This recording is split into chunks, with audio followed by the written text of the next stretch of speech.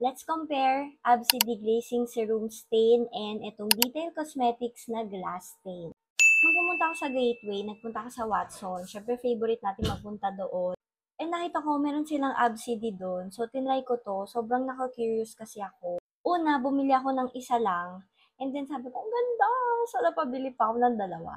Sayang yung Shade Love Bug tsaka Cupid. Wala na doon. Sold out siya. So, hindi ko siya na-try. Nung pauwi na ako, na-realize ko, sabi ko, parang may kamukhang formula to. So, I only have 4 shades. Originally, meron nata akong mga 8 na shades. Kaso yung iba mga travel size na or mini size, hindi ko na makita kung saan ko nilagay. Ganito yung packaging na Absidy. Super ganda nung itsura niya. Very girly-girly yung kulay niya. Yung sa Detail Cosmetics, okay din siya. And parang nakalubog yung logo nila na detail dito.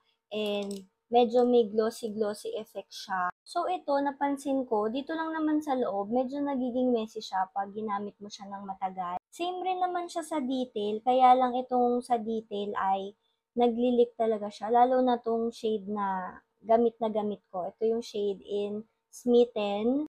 So kapag nilalagay ko siya sa makeup bag ko, hinihiwalay ko siya kasi naglilik talaga siya. And di ba ang messy-messy na niya. Mas matangkad lang yung container ng sa Detail Cosmetics, pero itong sa Absidy, we have 4.1 grams and ito sa Detail Cosmetics is 4 grams. Yung sa Absidy, since glossy yung handle niya, hindi siya agad-agad mag-stain yung mga products na malalagay dyan.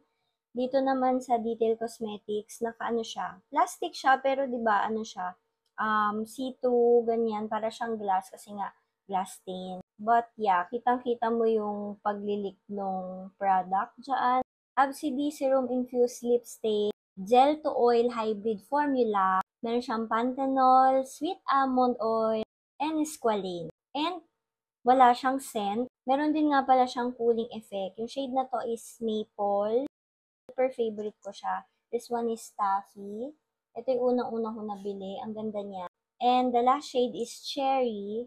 Favorite ko to pang gradient lip.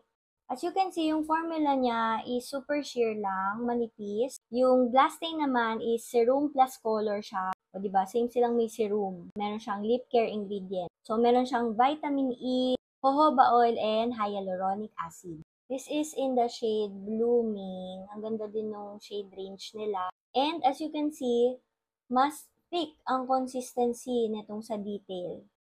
Afterglow, we have Bare Blush, and my favorite shade, Smitten. Yan. Pare-pareho silang glossy-glossy, pare silang may lip care ingredients. Magkaiba nga lang, pero ang ina-achieve naman nila is moisturizing, and ina-achieve nila yung may stain talaga. Absidy have 8 shades, and for me, okay rin siya for Filipino skin tone. And for Detail Cosmetics, we have 12 shades.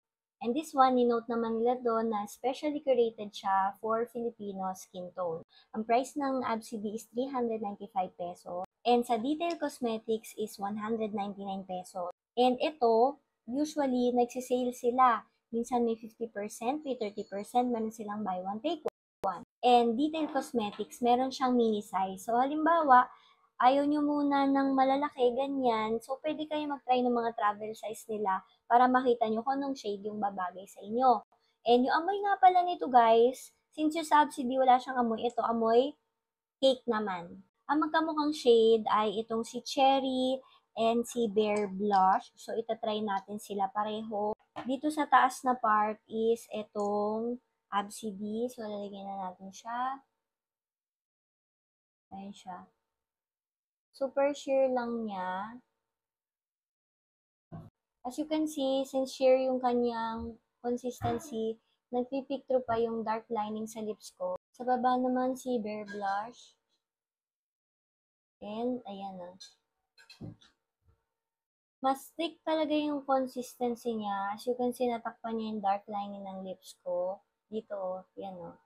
And diba, magkamukhang kamukha yung kanilang kulay. Though, parang mas darker yung dito sa taas kasi nga, hindi niya masyado natakpan yung dark lining ng lips natin. But it's okay kasi talagang magkakulay sila. Ayan, pare silang glossy. Si Absidy, meron siyang cooling effect. Si Detail Cosmetics, wala. So, itong cooling effect ni AbCD is tumatagal siya sa akin ng mga 15 to 20 minutes, minsan mga 25 minutes. And super refreshing siya, para kang nag-toothbrush. So, usually, kapag may cooling effect, nagkakaroon din ng plumping effect. So, ngayon, i-remove natin tong mga nilagay natin. Ayan, tingnan natin kung ano itsura niya. So, ayan po siya. Yung staining power ng AbCD, grabe talaga. And look at this color, maple yan. Tapos, kapag natanggal yung tint niya, parang siyang brownish orange. And then, ito yung taffy natin. Tapos, ito yung cherry. Diba? Grabe yung stain. And sa Detail Cosmetics, pansin nyo, kapag super light nung shade, hindi siya nagtitint. Like, look at this. Ito yung blooming. Wala talaga halos. Pero ito, ayan, nasa baba, bare blush natin. And then yung afterglow. Lalo na yung smitten. Ayan o. Ayan yung kanyang tint or stain.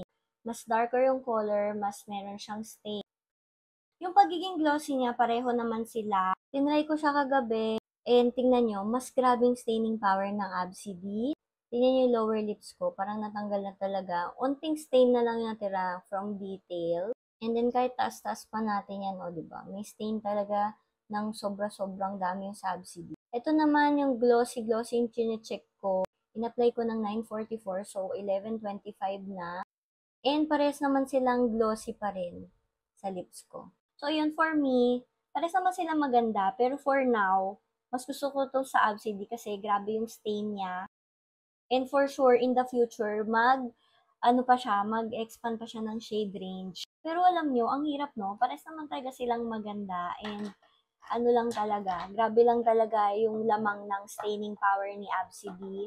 Pero mas mura si Detail Cosmetics. So, kung you're on a budget, tapos gusto nyo matry mga glossy-glossy stain na ganito, go for Detail Cosmetics. Meron din silang mga minis, o di ba, pwede kayong bumili ng madami nun, tapos itry nyo muna. Or kung may budget naman kayo, like pa isa-isa, itry nyo muna. Itry nyo din si AbCD. Ako kasi, gusto ko talaga yung may cooling effect, kaya talagang nagustuhan ko siya.